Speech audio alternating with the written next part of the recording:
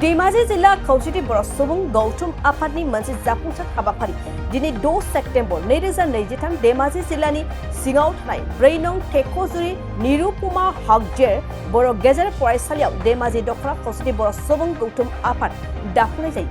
बे हाबाफारियाव मिरु खौसेथि बर' सुबुं गौथुम आफादनि फ्राय बाहागो लायो आखान्थि आफादगिरि मुस्रि किशोर दैमारि आरो रनुस रामसियारि आरो चक्रधर नार्जारि आरो मिलन सल बसुमतारि बिथांमोना फैनानै मेलखौ जाफुंसार खालामो। धेमाजि दख'रानि गोदानै बिबानखौ मोननो हायो आफादगिरि महरै लासित गयारि आरो गाहाय नेतारि महरै शक्ति बसुमतारि बिथांमोना बिबानखौ आजावो। दा दिनै डेटआ जाहैबाय 6 तारिख आरो सेप्तेम्बर मास दिनै जोङो निरुपमा हागजेर स्कुलनि माबायाव नब्लांनि गुदियाव जिरायनानै जोङो दिनै धेमाजि डिस्ट्रिक्टनि जानानै आनसलिक कमिटि धेमाजि आनसलिक कमिटिखौ दिनै दाफुंनाय जाबाय। दा बे बेलायाव जोङो माखासे मानसि सेलेक्ट खालामनानै लेंहरखानाय जादोंमोन। दा बिदि सिस्टेमै दिनै जों दाफुंबाय। दा बेवहाय प्रेसिडेन्ट हिसाबै लासित गयारि आरो जेनेरेल सेक्रेटारि हिसाबै मिस्टार शक्ति बसुमतारि बिथांमोनखौ जोङो मोननो हादों आरो बिथांमोनखौ मोननो हानायखौ जों जोबोद रंजानाय मोनदों। खारन बिथांमोनहा जोंजों धेमाजिजों लोगोसे धेमाजि डिस्ट्रिक्टजों लोगोसे मोजाङै खामानि मावलांगोन UBPFनि जानानै। दा बे बेलायाव जों रंजानाय मोनदों।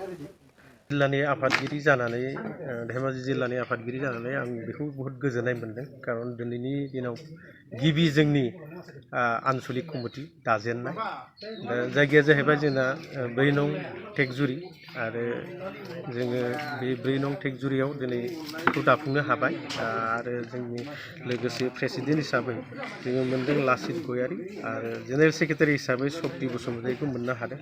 दा बिथांमोनखौ मोननो हानाया जोंनि थाखाय जोबोद खाफाल गोनां होननानै जों सानो। खारन बिथांमोना जोंजों डिस्ट्रिक्ट बडिजों सोमोन्दो लाखिनानै जोंनि रायजोनि जि समस्या जेंना बेफोरखौ बिथांमोनहा मावफुंनायाव जोंजों सहाय सहयोग होगोन। आरो बिथांमोननि रायजोनिफ्राय जों मोनसे अभियोग मोनदों।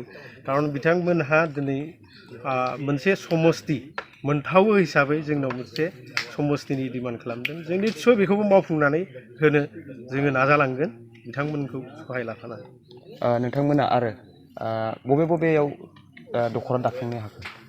दा जोङो नैबेनो गिबि दाफुंनाय। बेनि उनावहाय जोंनाव प्लान पलिसि माखासे जोङो बानायबाय दङ। गगामुगाव निस्सय बे मासनि गेजेराव जोंनाव दाफुंनाय जागोन।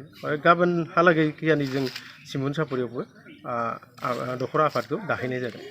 नोंथांमोननि धेमाजि जिल्लानि जिथुनिखि खौसेथि बर' सुबुं गौथुम आफाद बेयो बेसेबांसिम आवगायदों नोंथांमोननि खामानि मावनाया? दा जोङोथ' बहुद खामानिखौ जोङो स्पिडाव लांनो नाजादों। खिन्थु बांद्राय स्पिडाबो गाज्रि। बिदि हिसाबै जोङो एसे स्ल'बो खालामदों गेजेर गेजेराव।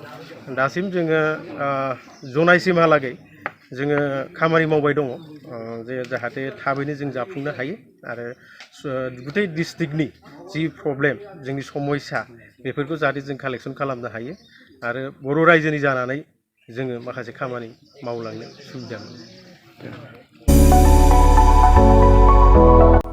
जोनोम सान आरो गुबुन गुबुन गाब गोनां बुब्लिफोराव खुगा गोदै खालामनो जों लुबैयो केक। नंगौ, जोनोम सान आरो बायदि गाब गोनां बुब्लिफोराव नोंथाङाबो लुबैयो केक।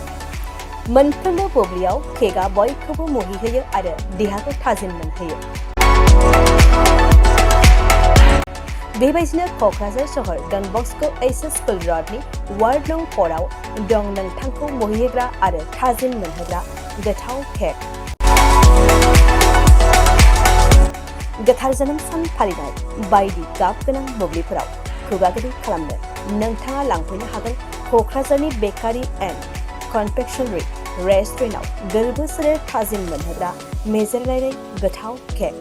बे गोथाव मेजेरनां केकखौ जानो लुबैदोंब्ला थोंजोङै मख'नाय थंआव थांनाबो लायनो हागोन आरो बिथांमोननि होखानाय 767601351888 8860607313 आरो 8800766409 जानबुं अनजिमायाव सुलादाना बुकिं अर्डारबो खालामनो हागोन। अब्ला माखौथो नेना थाखो? जोनोम सान आरो गाब गोनां बुब्लिनि थाखाय दानो अर्डार खालाम बेकारि एन्ड कनफेक्शनारि रेस्टुरेन्टआव केक